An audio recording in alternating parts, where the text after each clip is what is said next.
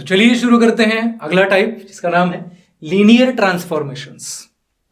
Linear transformations क्या होता है? क्वेश्चन इस तरीके से आपको देखेगा, बहुत ही आसान है, इसमें ज़्यादा कुछ नहीं है। बराबर, आप खुद कर लोगे, एक बार ये करने के बाद आपको पता चलेगा। बराबर, गिवन द ट्रांसफॉर्मेशन, एक ट्रांसफॉर्मेशन हमको दिया है, कौन सा? ये वाला ट्रांसफॉर्मेशन दिया है। Find the coordinates x1 x2 x3 find करना है in x corresponding to 1 to 1 in y। अगर ये आपको ट्रांसफॉर्मेशन दिया है तो क्या करो, अगर y 1 to 1 -1 to -1 है तो उसके लिए x क्या होगा, ये पूछा है। बस सिंपल है। तो चलिए शुरू करते हैं, स्टेप वाइज जाएंगे। ठीक है, स्टेप 1 में क्या करते हैं हमको क्या दिया है? देखो क्या दिया है, y इक्वल टू, इसको a बोल सकते हैं और इसको x बोल सकते हैं, राइट? ये हमारा क्या है, ये है और ये x है, राइट? सो गिवन क्या है, y equal to a into x. So मैं ऐसे लिख सकता हूं, that implies ax equal to y। बराबर, ax इक्वल टू y। अब ऐसा क्यों लिखा बताता हूं। तो ax, क्योंकि y हमको दिया है, ठीक है, ये y की वैल्यू है, इन y मतलब y की वैल्यू दी है, x की वैल्यू फाइंड करनी है। बराबर, तो a की जगह पर मैं a मैट्रिक्स रखूंगा, 2 1 1 1 1 2 और 1 0 2 और ये -2। क्लियर? x हमको फाइंड करना है, x1 x2 x3 दिया है, यहां पर x की वैल्यू देखो, x1 x2 x3 दी है। बराबर, ये हमारा क्या है, x है, ये हमारा क्या है, y है। बराबर, ये हमारा क्या होगा, a है। बराबर, ओके।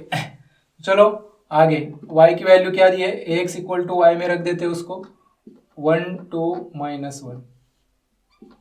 ठीक है, ओके। फिर क्या है, हमको ax is equal to y के फॉर्म में मिल गया, तो हम उसको क्या करते रहे, इसको याद करो, मैट्रिक्स इन्वर्जन मेथड, उसमें हमने क्या किया था, इसको सॉल्व करने के लिए इसको डायरेक्टली हम डिटर्मिनेंट निकलते हैं। बराबर, इसको मैं लिख सकता हूं, ये कौन सी सिस्टम है, नॉन होमोजीनियस सिस्टम है, non homogeneous system with 3 equations and 3 unknowns. तो उसमें हम क्या कर सकते हैं, स्टेप 2 करता हूं मैं, डिटर्मिनेंट, सबसे आसान तरीके से सॉल्व करते हैं इसको, डिटर्मिनेंट फाइंड करते हैं, 2 1 1 1 1 2 1 0। मैट्रिक्स इन्वर्जन मेथड से कर रहा हूं मैं, अगर भूल गए हो तो देखो उसका वीडियो, स्टेप्स है हमारे पास और आपको याद आ ही जाएगा।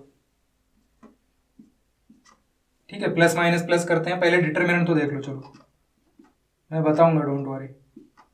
+2, रो छोड़ो कॉलम छोड़ो, -2 -0 -1 -2 -2, बराबर है, -2 ठीक है, +1 0 -1, तो ये 2 -2 -4 -4 -4 -1। So determinant is equal to -1, which is not equal to 0. That implies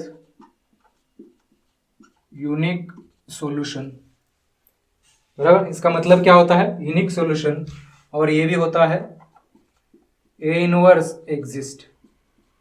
ये 0 आता तो ए इनवर्स नहीं बनता है इसका। तो और तो आसान हो गया हमारा। वेयर स्टेप 3, तो हमको x फाइंड करना है ना, तो x का डायरेक्टली हम लिख सकते हैं, x equal to A inverse into y. बराबर, इसको मैं 1 नंबर दे देता हूं, क्योंकि मेरे पास x की वैल्यू है, x1 x2 x3, मेरे पास y की भी वैल्यू है, लेकिन मेरे पास ए इनवर्स नहीं है, तो पहले मुझे ए इनवर्स फाइंड करना पड़ेगा। नाउ ए इनवर्स का फॉर्मूला क्या होता है, 1 अपॉन डिटर्मिनेंट ए इंटू एडजॉइंट। तो डिटर्मिनेंट की वैल्यू क्या है मेरी, -1, बराबर। एडजॉइंट में डायरेक्ट लिखने वाला हूं, डायरेक्ट इससे बनाऊंगा एडजॉइंट। देखो कैसे करता हूं। आपको पता है यहाँ पे हॉरिजेंटली जाना, लिखते समय यहाँ पे वर्टिकली लिखना। ओके, 2 का रो छोड़ो कॉलम छोड़ो, ये बचा, क्रॉस मल्टीप्लाई, -2 -0 कितना आता है, -2 -0 -2। 1 रो वाइज जाना है, यहाँ कॉलम वाइज, 1 का रो छोड़ो कॉलम छोड़ो, दिस इंटू दिस, -2 -2 -4। इसको रो छोड़ो कॉलम 0 -1, इसको रो छोड़ो कॉलम छोड़ो, 1 इंटू -2 0, इसको रो छोड़ो कॉलम छोड़ो, 2 इंटू -4 -1 -5, इसको रो छोड़ो कॉलम छोड़ो, 2 इंटू 0 -1, तो 0 -1 -1, ठीक है। अब इसको रो छोड़ो कॉलम छोड़ो, 2 -1 1, इसको रो छोड़ो कॉलम छोड़ो, 4 -1 3, इसको रो छोड़ो कॉलम छोड़ो, 2 -1 1। और मैंने एक बात और बोली थी, जब ये बनेगा तो आपको क्या करना है, इसका इसका इसका इसका साइन चेंज करना है, प्लस हो तो माइनस, माइनस हो तो प्लस। तो ये माइनस का प्लस, माइनस का प्लस, माइनस का प्लस और प्लस का माइनस, इन 4 नंबर्स का ही साइन चेंज करना है, इसका इसका इसका और इसका। क्यों सर, अरे एडजॉइंट ऐसे ही मिलता है भाई, हम लंबा तरीका नहीं ले रहे, को फैक्टर बनाओ फिर उसको साइन चेंज करो, ट्रांसपोज करो, साइन चेंज करो। इससे अच्छा हम क्या कर रहे हैं, डायरेक्ट लिख रहे हैं। आप क्या करना है, रो वाइज माइनर्स निकालो, इसको लिखते समय कॉलम वाइज लिखो और इन चार नंबर्स का साइन चेंज करो। आप क्या करोगे एग्जाम में, डायरेक्टली साइन लिख के फिर वहां पे रफ करने गंदा हो जाएगा, बराबर। तो आप पहले से ही ध्यान में रखो, अगर ये -2 आता है तो लिखते समय उसको 2 लिखना, सिर्फ ये 4 नंबर्स 4 पोजीशन की साइड में कहीं पे लिख के ले लो तो ध्यान में रहेगा, ठीक है। ओके सर, तो ए इनवर्स जो है मेरा, ये -1, ये -1 ही है, बराबर। तो अंदर मल्टीप्लाई करने के बाद सबके साइन फिर से चेंज हो जाएंगे, 2 का -2 -1 -4, ये 5, ये 3, 1 -1 और 1, ए इनवर्स मिल गया। Therefore x is equal to A inverse into y, that implies, यहां पे लिखता हूं आपको अच्छे से दिखेगा, बराबर। सो x की वैल्यू क्या है मेरे पास, x1 x2 और x3, बराबर। ए इनवर्स की वैल्यू आ चुकी है 2 -2 1 -4 5 3 1 -1 1, और y की वैल्यू क्या है मेरे पास, 1 2 -1, ठीक है। करो मल्टीप्लाई, पता है आपको, इसका रो वाइज जाना, यहाँ पे कॉलम वाइज जाना, ठीक है। पहले रो 1 कॉलम 1, 2 इंटू 1 2 प्लस -2 इंटू 2, पहला प्लस दूसरा प्लस तीसरा -2 into 2 -4 plus 1 into -1 -1, R1 C1 हो गया। अब R2 C1, -4 into 1 5 into 2 3 into -1 हो गया। अब नीचे आओ, इसका बचा, एक ही बचा, 1 इंटू 1 -1 इंटू 2 और 1 इंटू -1, करो जो भी एडिशन सब्ट्रैक्शन है।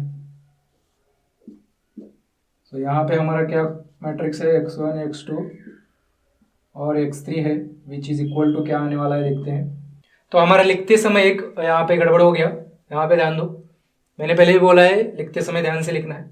तो सबका साइन हमने चेंज किया, लेकिन इस 1 का नहीं किया यहाँ पर, इस माइनस की वजह से, तो यहाँ पर -1 रहेगा। और यहाँ पर एक हमारा ये एज इट इज़ मैंने यहाँ पर लिखा है ना, तो सब कुछ लिखते समय मैंने यहाँ पर इसका माइनस यहाँ पर रह गया, ठीक है, इसकी वजह से ये नहीं आ रहा था। तो अब देखो क्या चेंज होगा, 2 इंटू -2 4 और ये -1 इंटू -1, यहाँ पर आएगा ये +1, बराबर, ठीक है। इतना ही चेंज होगा और कुछ नहीं, ठीक है ना। और क्या चेंज होगा, ये माइनस की वजह से क्या होगा यहाँ पर -1, ये हमने -1 यहाँ पे लिया ना, तो ये तो एज इट इज़ है, ये तो एज इट इज़ है, बस -1 यहाँ पर भी +1 आएगा। तो 2 + 1 3, 4 -4 यहाँ पर -1 आएगा, ये 7 10 -7 3 आएगा, और ये 2 - 2 0 आएगा, बराबर। तो फाइनल आंसर क्या आया, x1 x2 x3, therefore -1 3 0 in x corresponds to 1 2 -1 in y। मतलब x इसकी वैल्यू हमने फाइंड करी -130। तो इतना आसान है, इसमें कुछ ज़्यादा है नहीं, ठीक है, इसको लिख के ले लो। तो चलिए शुरू करते हैं अगला जबरदस्त प्रॉब्लम, काफ़ी इंटरेस्टिंग है, यहाँ पर ध्यान देना, स्टेप वाइज चलेंगे। पहले मैं क्वेश्चन भी पढ़ूंगा आपके लिए और समझा भी दूंगा आपको क्वेश्चन क्या कहना चाहता है। Express each of the transformation, transformation एक तो मैट्रिक्स फॉर्म में लिख सकते हैं या फिर इक्वेशन में भी लिख सकते हैं, बराबर। पिछले प्रॉब्लम में हमने मैट्रिक्स फॉर्म में ट्रांसफॉर्मेशन देखा, अब यहाँ पर इक्वेशन, इक्वेशन का मैट्रिक्स, मैट्रिक्स का इक्वेशन आसानी से बना सकते हैं, कोई इशू नहीं, ठीक है। तो एक ट्रांसफॉर्मेशन दिया है और इधर एक ट्रांसफॉर्मेशन दिया है, ये x to y है और ये y to z है। उन्होंने बोला है find the composite transformation which expresses x1 x2 in terms of z, z1 z2। मतलब हमको x to y दिया और y to z दिया, और इन्होंने बोला कि x to z बताओ, इसी फॉर्म में x to z इक्वेशन क्या होगा। टेंशन नहीं, कुछ हम स्टेप वाइज जाएंगे। सबसे पहले इसको मैट्रिक्स फॉर्म में लिखेंगे, बराबर। स्टेप 1, पहले x1 को लिखेंगे, गिवन क्या है हमारे पास, x1 = 3y1, ये कॉपी कर रहा हूं मैं, और x2 = -y1 + 4y2। इसका मैट्रिक्स फॉर्म कैसे लिखते हैं, लेफ्ट साइड में हम क्या लिखेंगे, x1 x2, राइट साइड में क्या लिखेंगे, इसके कोएफिशिएंट्स 3 2 -1 4, और उसके साथ क्या लिखेंगे, वेरिएबल्स क्या है, y1 और y2 है। इसका मतलब हमने क्या लिखा, इसको मैं अगर कैपिटल X मानता हूं और ये हमारा A मैट्रिक्स मानता हूं और ये हमारा Y मैट्रिक्स मानता हूं, तो x = AY, इक्वेशन नंबर 1 देते हैं। स्टेप 2, सेम मैं इसको भी करूंगा, सेम चीज करूंगा इसके साथ भी। तो गिवन क्या दिया है हमको, y1 = z1 + 2z2 है, राइट, z1 + 2z2, और y2 = 3z1। तो मैट्रिक्स फॉर्म में कैसे दिखेगा, that implies in matrix form y1 y2 left side में, z1 z2 के कोएफिशिएंट 1 2, z1 का 3, यहाँ पर z2 नहीं है मतलब उसका कोएफिशिएंट कितना होगा, 0, और यहाँ पर राइट साइड के वेरिएबल। तो ये कौन से फॉर्म में लिखा मैंने, y = इसको a नहीं लिखो, a ऑलरेडी हमने इसको नाम दे दिया, तो इसको b नाम देते हैं, इसको 2 नंबर दूंगा, ठीक है। अब step next, step 3, from 1 and 2, इतना आसान है, x = AY है, मतलब y की जगह पे मैं क्या लिख सकता हूं, y की वैल्यू रख देता हूं x = AY में, y की वैल्यू BZ, क्योंकि मुझे y गायब करना है, क्योंकि मुझे x to z चाहिए, इसलिए y की जगह पे z के फॉर्म में लिखता हूं। तो ये क्या हो जाएगा मेरा, x = AB × z, a और b एक साथ लिखता हूं क्योंकि वो दोनों को मल्टीप्लिकेशन हम कर सकते हैं, राइट। तो इसमें मैं क्या करूंगा, x की वैल्यू मुझे पता है, x1 x2 यहाँ पर हमने माना था, a की वैल्यू मुझे पता है, a मैंने क्या माना था, a हमने क्या लिया था, 3 2 -1 4, a मैट्रिक्स था। b की वैल्यू मैंने इसको लिया है 1 2 3 0, और z की वैल्यू मुझे पता है z1 z2। ये दोनों का मल्टीप्लिकेशन करना है बस, और कुछ नहीं। करो फिर, रो 1, अब देखो 2x2 का मैट्रिक्स है, इसको रो वाइज जाना और इसको कॉलम वाइज जाना। R1 C1 पहला रो पहला column 3 into 1 3 plus 2 into 3 6 first into first second into second बराबर सिर्फ R1 और C1 बराबर R1 के साथ एक एक कॉलम करते जाना फिर R2 नीचे आना फिर R2 के साथ एक एक कॉलम सारे कॉलम करना है ठीक है। ये R1 और C1 का हो गया। अब R1 और C2 का करते हैं 3 इंटू 2 दूसरा एलिमेंट है 2 इंटू 0 R2 का पूरा काम हो गया सारे कॉलम के साथ R1 हो गया सॉरी R1 का काम हो गया। अब R2 नीचे आना है R1 इंटू C1 -1 इंटू 1 -1 और 4 इंटू 3 12। अब R2 into C2 R1 C1 हो गया सॉरी R2 C1 हो गया। अब R2 C2 -1 into 2 -2 plus 4 into 0 0। ये Z1 और Z2 एज इट इज। इसका मल्टीप्लिकेशन कितना आता है रे 3 प्लस 6 9 ये 6 11 और ये -2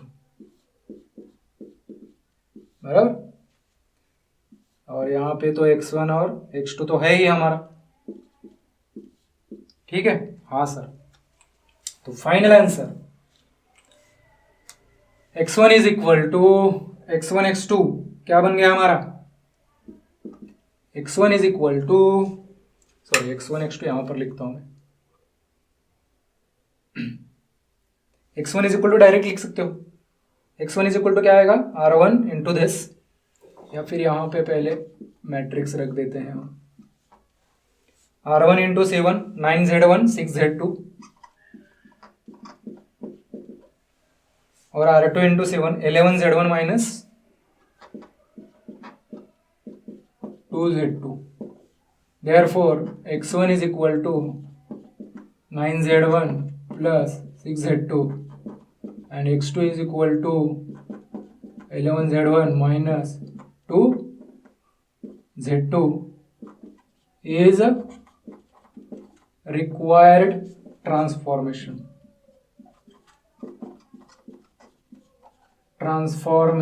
फुल लिखना है आपको ठीक है। सो ये बहुत ही आसान था।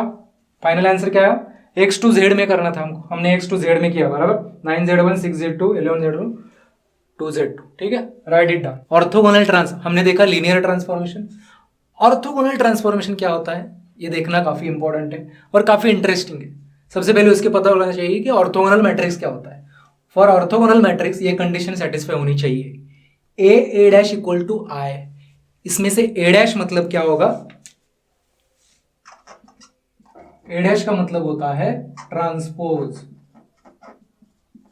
ठीक है ट्रांसपोज ऑफ मैट्रिक्स और I का मतलब होता है आइडेंटिटी मैट्रिक्स। और आपको तो पता है आइडेंटिटी मैट्रिक्स कैसे दिखता है 1 0 0 0 1 0 0 0 1 उसको बोलते हैं 3x3 का आइडेंटिटी मैट्रिक्स। और ये स्क्वायर मैट्रिक्स ही होता है।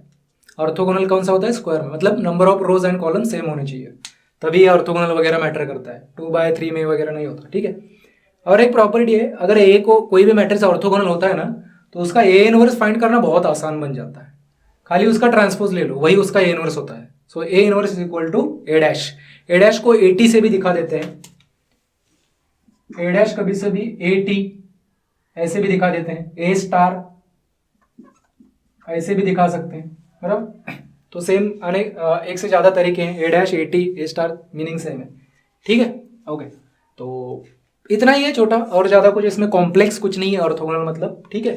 तो क्वेश्चन कैसे हमें आ सकता है शो दैट एक मैट्रिक्स देंगे ऐसे क्वेश्चन आ सकता है और भी तरीके से घुमा के आता है वो भी हम देखेंगे डोंट वरी।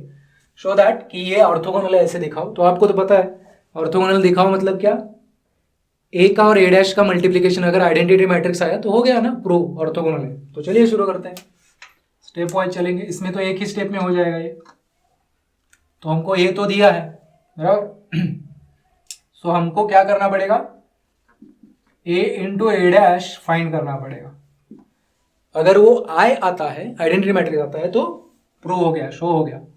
सो इसमें आपको ये भी पता चलेगा मतलब रिवाइज हो जाएगा मल्टीप्लिकेशन कैसे करते हैं मल्टीप्लिकेशन ही है सब में और ए डैश कैसे फाइंड करते हैं वो भी हम ये तो पहले भी देखा है हमने फर्स्ट मैट्रिक्स में कि ट्रांसपोज कैसे फाइंड करते हैं? ट्रांसपोज सिंपल है, रोज को कॉलम बनाओ, यहाँ पे जो आड़वा है उसको उभा लिखो ओके, ये इसको पहले रो को पहला कॉलम बनाता हूं मैं, ए लिखा मैंने, अब मैं ए डैश लिख रहा हूं, 0 और साइन थीटा, इसको वर्टिकली लिखा है मैंने, 0 1 0 दूसरा रो है, इस पे बनेगा दूसरा कॉलम, और ये तीसरा रो बनेगा तीसरा कॉलम, हो गया, यही होता है ए डैश, बराबर। ये है, ए से मैंने ए डैश भी लिखा यहाँ पर, तो ए डैश, हाँ कुछ है नहीं, दिमाग है नहीं इसमें। अब इसका मल्टीप्लिकेशन करेंगे, बीच में मल्टीप्लाई है ना, ओके, ये क्या आना चाहिए? आया आना चाहिए, तो चलो आता है, देखते हैं। R1 के साथ C1 C2 C3, R2 के साथ C1 C2 C3, R3 के साथ C1 C2 C3, ऐसे करना है। So first into first cos square, this into this 0 plus sine into sine sine square, बराबर, ओके। अब दिस इंटू दिस 0 0 0,